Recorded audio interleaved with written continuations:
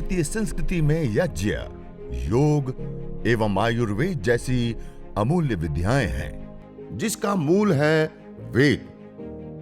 इतिहास की ओर दृष्टि डालें तो भगवान राम, भगवान कृष्ण से लेकर राजा महाराजाओं, ग्रामवासियों व अरण्यवासी ऋषियों की कुटियों तक नित्य व नैमित्तिक यज्ञों का प्रचलन देखने को मिलता है। हरिवंश शुक्ला जी है थाने में, उनको हमने बोला माथेरान शिविर में आप आइए। बोले हमारी धर्म पत्नी 2 साल से बहुत बीमार है, उनको छोड़ के हम नहीं जा सकते हैं। तो हमने बोला क्या तकलीफ है, तो उन्होंने तकलीफ बहुत गिनाई। अभी हम डॉक्टर तो है नहीं, जानते भी नहीं कि क्या तकलीफ है। तो हमने बोला कि आप यज्ञ क्यों नहीं करते हैं? बोलते नहीं आता हमको। तो हमने बोला हम आकर सिखाएं आपको, हम बताएं जितना हमको आता है। तो हम बताते हैं, सब सामान भी लाए। तो बोलते अच्छा लाए। तो वो उन्होंने बताया घर जाकर कि उनकी पत्नी को जो तकलीफ है मनके में, उनको D11 और D12 के बीच में उनको इन्फेक्शन हुआ है। और जब भी उन्होंने डॉक्टर को दिखाया तो डॉक्टर ने उनको बताया इस बीमारी को ठीक होने को 3 से 4 साल लगेंगे। तो हमने बोला ठीक है, हम योग तो आप कर ही रहे हैं और योग इनको कराइए और इनको ये यज्ञ आरंभ कीजिए। तभी उन्होंने यज्ञ आरंभ किया और 6 महीने के बाद उनको उसको पूर्णतः आराम मिल गया। जो इन्फेक्शन था डॉक्टर ने बताया कि इससे टीबी होने की संभावनाएं ज्यादा है।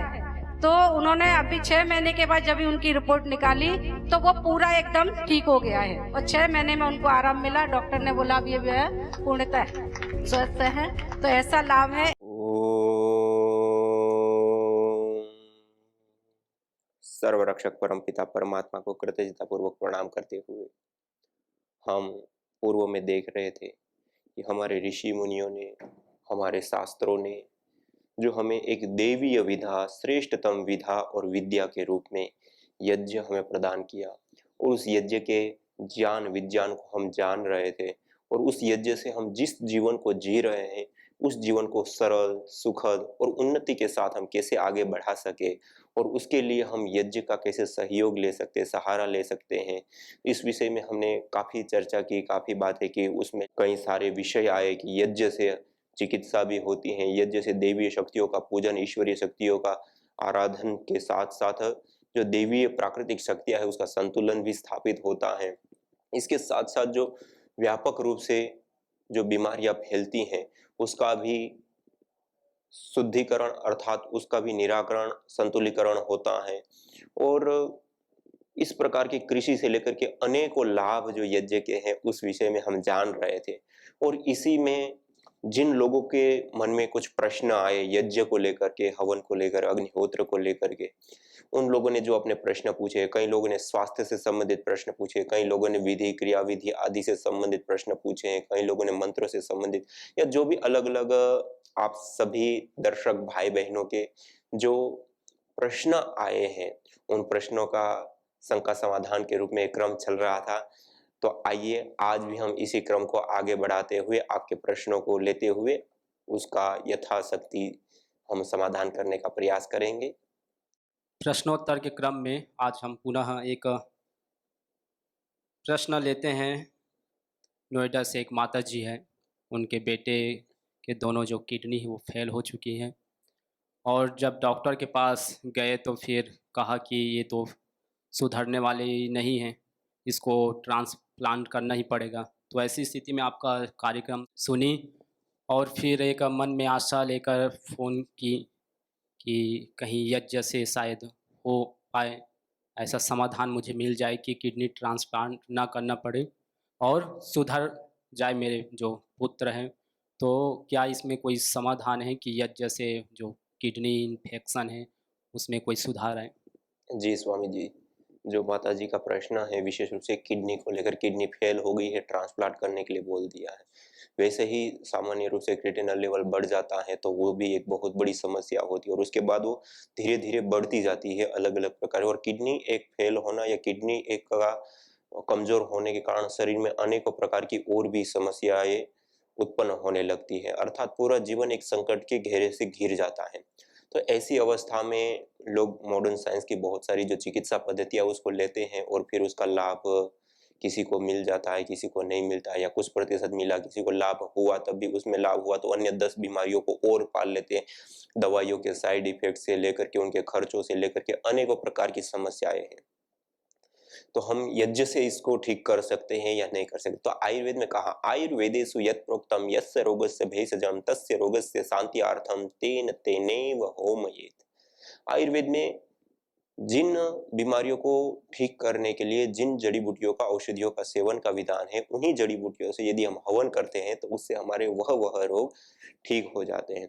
तो आपको जो किडनी की प्रॉब्लम है, किडनी या लीवर या इस प्रकार के जो, एक तो कम्युनिकेबल डिजीज होती है, एक नॉन कम्युनिकेबल डिजीज होती है, अर्थात एक हमारे भीतर से ही सिस्टम वीक होने के कारण अनेक प्रकार के, एक बैक्टीरिया, वायरस, फंगस जन्य आक्रमण के कारण जो बीमारियां पैदा होती हैं वो बीमारियां होती हैं। यह जो बीमारी है किडनी की, लीवर की या इस प्रकार की हार्ट की, तो इन समस्याओं से भी निजात पाने के लिए आयुर्वेद आदि ग्रंथों में जैसे वृक्क दोष हरक्वाथ, सर्वकल्पक्वाथ, ये कई सारी जड़ी बूटियों के सम्मिश्रण का एक मिश्रित चूर्ण होता है, जड़ी बूटियां होती है। उन जड़ी बूटियों का क्वाथ बना करके पीने पर वो हमें लाभ प्राप्त होता है। इसी प्रकार इसकी सर्वकल्प आदि जो क्वाथ है, उसी प्रकार से वटी आदि भी आयुर्वेद में आती है। अर्थात जो जड़ी बूटियां विशेष हैं, वृक्कदोष हर क्वाथ और सर्वकल्प क्वाथ, यह दोनों ही क्वाथ आपको पतंजलि के कोई भी चिकित्सालय या आरोग्य केंद्र के ऊपर आपको उपलब्ध हो जाएगा। इन दोनों क्वाथ को आप लाइए, उसका सम्मिश्रण कीजिए और उसमें थोड़ा सा, जैसे 1 किलो हवन सामग्री ली, पतंजलि आस्था हवन सामग्री और दिव्य हवन सामग्री भी आपको उपलब्ध है सभी स्टोर्स के ऊपर। तो पतंजलि आस्था हवन सामग्री या दिव्य हवन सामग्री 1 किलो ली, तो उसमें यह जो दोनों क्वाथ है वो 200-200 ग्राम से लेकर के रोग की अवस्था के अनुसार 400 ग्राम, 500 ग्राम तक उस 1 किलो हवन सामग्री में मिला दें दोनों क्वाथों को। इसके बाद उसमें थोड़ा सा काला तिल अर्थात 100 ग्राम या 200 ग्राम काले तिल, 100 ग्राम चावल और थोड़ा सा जौ, और इन सब के अनुपात के मिलाने के बाद हम प्रति 1 किलो में 50 से 100 ग्राम के आसपास हम गाय का घी उसमें मिला दें और गाय का घृत हम उसमें मिला दें, और उसके बाद उस हवन सामग्री से गाय के घी के साथ हम हवन करें, यज्ञ करें।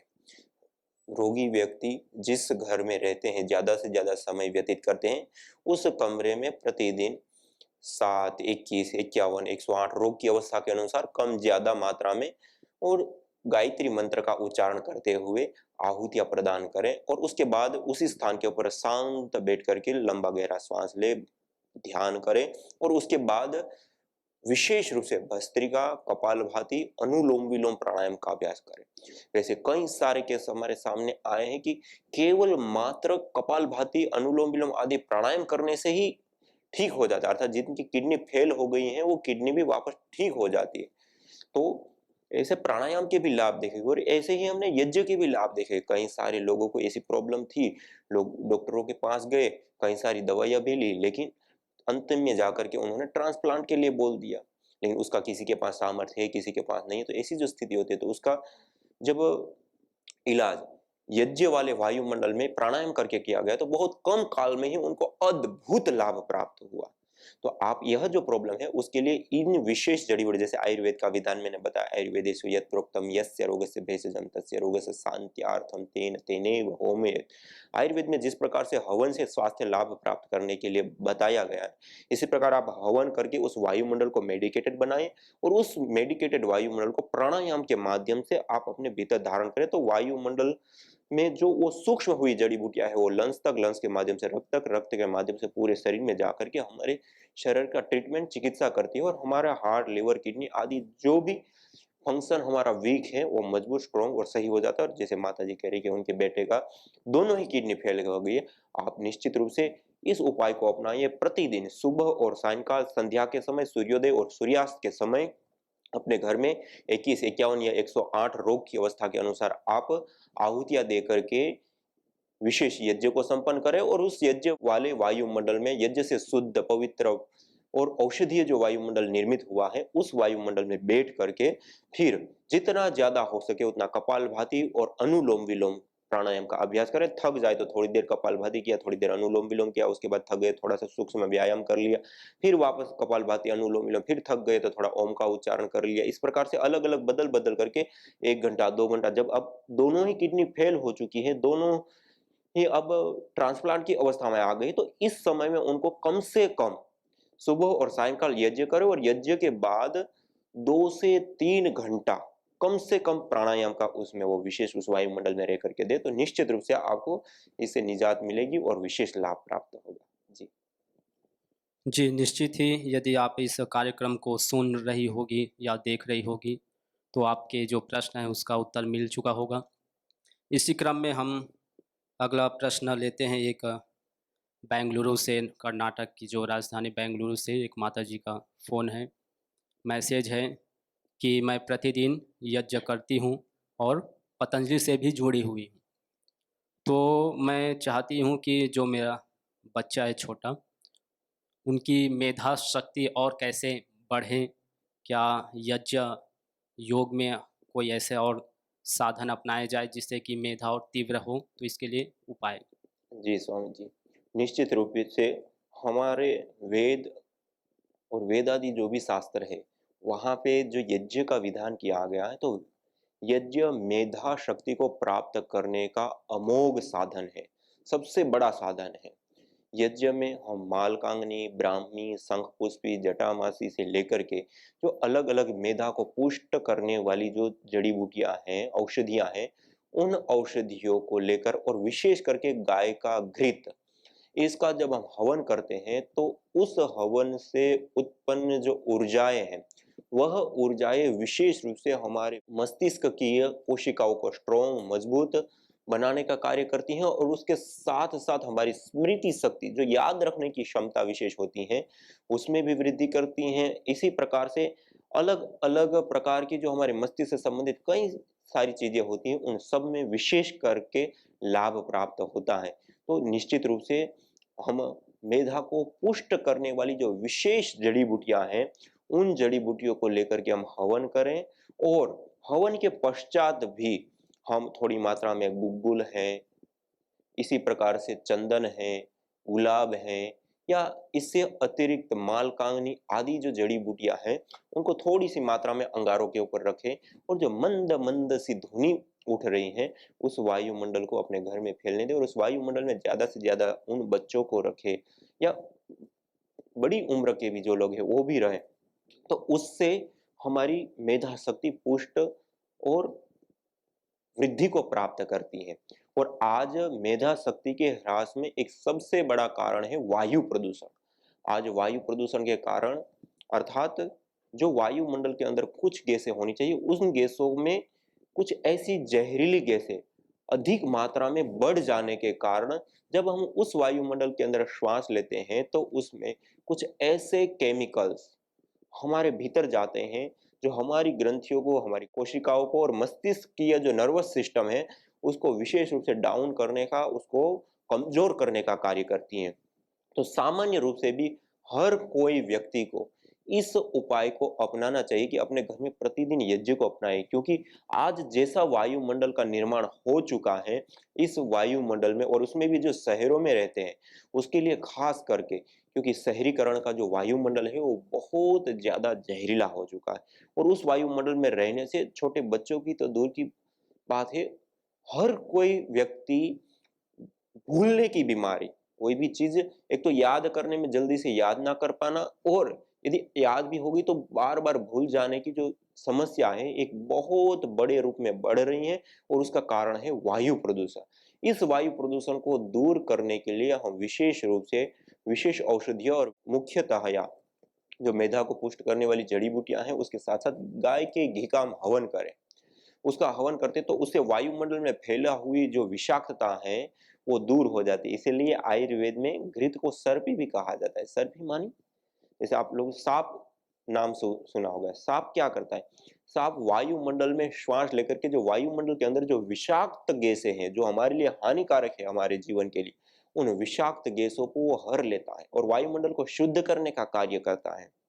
और वायुमंडल को शुद्ध करके हमें जीवनीय शक्ति देने का कार्य करता है। अर्थात सर्प जैसे वायुमंडल से श्वास लेकर के वायुमंडल का शोधन करता है, ऐसे ही जो घृत है उसको जब हम जलाते हैं और उससे बनने वाली जो गैसें है वो जब वायुमंडल के अंदर प्रसरित होती है, वायुमंडल के अंदर घुल जाती हैं, तो उस वायुमंडल में फैली हुई जो विषाक्तताएं हैं, उस वायुमंडल के अंदर फैली हुई जो अलग अलग प्रकार की व्याधिजन्य गैसें हैं, उन गैसों का निवारण होता है और हमें शुद्ध वायुमंडल मिलता है। और उस शुद्ध वायुमंडल में हम श्वास लेंगे, उस शुद्ध वायुमंडल के अंदर हम रहेंगे तो निश्चित रूप से हम स्वास्थ्य लाभ को प्राप्त करेंगे। हमारी मेधा शक्ति का ह्रास नहीं हुआ है और किसी का ऐसा हो रहा है और इस बीमारियों से युक्त है, या वैसे भी कोई बच्चे या कोई भी व्यक्ति अपनी स्मृति शक्ति को बढ़ाना चाहते हैं, अपनी मेधा शक्ति को बढ़ाना चाहते हैं। मेधा शक्ति केवल स्मृति मात्र नहीं होती, धीर धृति स्मृति 3 प्रकार की हमारी शक्ति होती है। निर्णय लेने की क्षमता, सोचने की क्षमता और इसके साथ साथ याद रखने की क्षमता, एक कई सारी समझने की क्षमता, निर्णय लेने की शक्ति, याद रखने की शक्ति, एक विशेष प्रकार की हमारी बुद्धि की शक्तियां होती है। उन शक्तियों को विशेष रूप से प्राप्त करने के लिए आप अपने जीवन में अवश्य प्रतिदिन सुबह और सायंकाल संध्या के समय में आप यज्ञ हवन अग्निहोत्र को अपनाएं और अग्निहोत्र यज्ञ करने के बाद उस वायुमंडल में बैठ करके अवश्य ही योगाभ्यास करें। और योगाभ्यास में सबसे ज्यादा महत्वपूर्ण रूप से ध्यान और प्राणायाम का अभ्यास करें। भस्त्रिका, कपालभाति, अनुलोम विलोम आदि जो परम पूज्य श्रद्धेय स्वामी जी महाराज पूरा पैकेज बताते हैं, उन सारे आसनों को, प्राणायामों को और ध्यान आदि अभ्यास को विशेष रूप से उस पवित्र सुगंधित सुरभिमय वायुमंडल में अवश्य करें तो आपको उत्तम मेधा की प्राप्ति होगी। जी, निश्चित ही यज्ञ से जो अलग-अलग मानसिक रोग है या शरीर में किसी प्रकार के रोग है तो उसका निदान होता है। आप इस कार्यक्रम को देख रही होगी तो आपका जो प्रश्न है उसका उत्तर मिल चुका होगा और इस प्रश्न के लिए आपका धन्यवाद। पुनः हम अगला प्रश्न लेते हैं। एक हैदराबाद से भाई है, इनकी समस्या है कि मुझे कई महीनों से मुझे साइनस की समस्या है और उसके लिए मैंने अलग अलग चिकित्साएं भी ली, लेकिन उसमें कोई वो परिणाम नहीं मिला जो चाहिए मुझे। लेकिन वो कहीं न कहीं से आपके कार्यक्रम को उन्होंने देखा, सुना और फिर एक मैसेज किया कि जी क्या यज्ञ से साइनस दूर हो सकता है, क्या उससे मैं निजात पा सकता हूँ? तो उनका समाधान। जी स्वामी जी, निश्चित रूप से आप यज्ञ के माध्यम से साइनस की प्रॉब्लम से निजात पा सकते हैं। साइनस की प्रॉब्लम एक इतनी ज़्यादा क्रिटिकल होती है कि सामान्य रूप से मॉडर्न साइंस में बहुत सारी दवाइयाँ दी जाती है और ऑपरेशन तक किए जाते हैं, लेकिन दवाइयों से वो कंट्रोल होता है, क्योर नहीं होता है। और कुछ समय के बाद दवाइयाँ भी उसमें काम नहीं करती और बढ़ता जाता है। उसके बाद स्टेज आती है ऑपरेशन की। ऑपरेशन यदि आपने एक बार कर दिया फिर भी वो वापस थोड़े दिन में बढ़ जाता है और फिर वापस ऑपरेशन कराना पड़ता है। ऐसे 1, 2 बार, 3 बार ऑपरेशन करा, उसके बाद वो पूरी चीज बिगड़ जाती है। मानी एक स्थायी इलाज यदि हम कहें तो इस प्रकार का इलाज अभी तक मॉडर्न साइंस में सामने नहीं आया। और यदि हम आयुर्वेद आदि अपने प्राचीन ग्रंथों में देखें तो चरक संहिता, सुश्रुत संहिता आदि में विशेष करके यज्ञ करके कई सारे प्रकार के रोगों को ठीक करने का और जो विशेष प्रकार की जो जड़ी बूटियां होती है उन जड़ी बूटियों का धूम्र करके उस वायुमंडल में रहने से, उस वायुमंडल को इनहेल करने से, औषधीय धूम्र का पान करने से वह जो सबसे ज्यादा क्रिटिकल प्रॉब्लम है साइनस की प्रॉब्लम, इसको आयुर्वेद की भाषा में या हिंदी भाषा में इसको पीनस बोलते हैं, इस बीमारी से हम निजात पा सकते हैं। तो हम इसके लिए प्रतिदिन सुबह और सायंकाल सूर्योदय और सूर्यास्त के समय में हम प्रतिदिन अग्निहोत्र करें और गायत्री मंत्र का उच्चारण करते 7, 21, 51 या 108 आहुति रोग की अवस्था के अनुसार हम प्रदान करें और उस वायुमंडल में बैठ करके जितना ज्यादा हो सके उस वायुमंडल को इनहेल करने का प्रयास करें, अर्थात लंबा गहरा श्वास भर के ओम का उच्चारण करें, अनुलोम विलोम प्राणायाम करें, भस्त्रिका करें, कपालभाति करें, ये सारे प्राणायामों का एक विशेष अभ्यास करें। तो योग में भी वह विशेष शक्ति है जो रोगों को ठीक करती है, और यज्ञ में भी वो विशेष शक्ति है, अर्थात ये दोनों एक विशेष शक्तियों का संगम है। और ये दोनों चिकित्सा पद्धति को यदि आप अपनाते हैं तो निश्चित रूप से बहुत कम काल में ही आप इस जो मॉडर्न साइंस में जिसका कोई स्थायी इलाज नहीं है, ऐसी इस साइनस की बीमारी से भी आप निजात पा सकते हैं, मुक्ति पा सकते हैं। और इसमें विशेष रूप से जो औषधियां हमें प्रयोग करनी है वो विरेचक औषधियां, मालकांगनी, ब्राह्मी, शंखपुष्पी, जटामासी आदि जो मेधावर, अर्थात आप अपने नजदीकी कोई भी पतंजलि स्टोर्स के ऊपर जाकर के मेधा क्वाथ करके, क्वाथ आता है, उस क्वाथ को लाइए और उसमें विशेष करके आप मालकांगनी के बीजों को और मिलाएं। इसी प्रकार से थोड़ी मात्रा में उसमें काले तिल मिलाएं और उस हवन सामग्री से आप हवन करेंगे तो निश्चित रूप से आपको और विशेष रूप से इसमें लाभ प्राप्त होगा। और हमने देखा है अपने सामने कि कई सारे लोगों को साइनस होती है तो नज़ले की भी साथ में प्रॉब्लम रहती है, तो वो प्रॉब्लम भी बंद हो जाती है। उसके साथ साथ जो रात्रि को सोते समय जिसको साइनस की प्रॉब्लम है, उसको रात्रि को सोते समय एक ही स्वर चलता है तो विशेष रूप से उसको प्रॉब्लम होने लगती है और बहुत ज़्यादा वह बेचैनी को प्राप्त होते हैं, तो उससे भी वो निजात और मुक्ति पा लेते हैं। इसलिए हम यज्ञ करते हैं तो हमने देखा है कि जिन लोगों को साइनस था और उन्होंने यज्ञ किया और यज्ञ करने के बाद उस वायुमंडल में बैठ करके प्राणायामों का अभ्यास किया, उन्होंने बहुत बड़ी, कुछ ही समय में बहुत बड़ी राहत प्राप्त कर ली और धीरे धीरे धीरे वो निरंतरता के साथ करते हैं तो उससे मुक्ति भी पा लेते हैं। तो आप प्रतिदिन इस साइनस की प्रॉब्लम से मुक्ति पाने के लिए यज्ञ को अपनाएं, यज्ञ के बाद उसमें मालकांगनी आदि का धूम्र करें और उस वायुमंडल में बैठ करके विशेष रूप से भस्त्रिका, कपालभाति, अनुलोम विलोम आदि प्राणायामों का अच्छे से अभ्यास करें तो निश्चित रूप से आपको इस साइनस की प्रॉब्लम से मुक्ति मिलेगी, निजात मिलेगी। तो इस प्रकार से आयुर्वेद आदि ग्रंथों में अनेक प्रकार के रोगों को ठीक करने के लिए अलग अलग जो औषधियां हैं, उन औषधियों से धूम्र करके, उन औषधियों से हवन करके जो धूम्र उत्पन्न होता है, जो वायुमंडल पवित्र शुद्ध सुगंधित होती है, उस वायुमंडल में रह करके पर्टिकुलर रोगों को तो हम ठीक कर ही सकते हैं, लेकिन उसके साथ साथ सभी प्रकार के रोगों से हम मुक्ति पाते हैं। इम्यूनिटी सिस्टम हमारा स्ट्रांग होता है, हम रोग प्रतिरोधक क्षमता से युक्त हो जाते हैं और हम सभी प्रकार के रोगों से बच सकते हैं। ऐसी शक्ति विशेष इस यज्ञ में है। और इतना ही नहीं, जो व्यापक रूप से फैलने वाले रोग हैं, उन रोगों से भी हमें मुक्ति मिलती है। तो आइए हम सभी लोग, रोग आने के बाद करना तो एक मजबूरी है, लेकिन हम रोग पहले से ही हमारे जीवन में ना आए, रोगजन्य दुख, दर्द, कष्ट, पीड़ा ही हमारे जीवन में ना आए, हमारे परिवार में ना आए, हमारे समाज में ना आए, उसके लिए हम निश्चित रूप से अग्निहोत्र यज्ञ को अपने घर में अपनाएं। आज इतना ही। ओम शांति।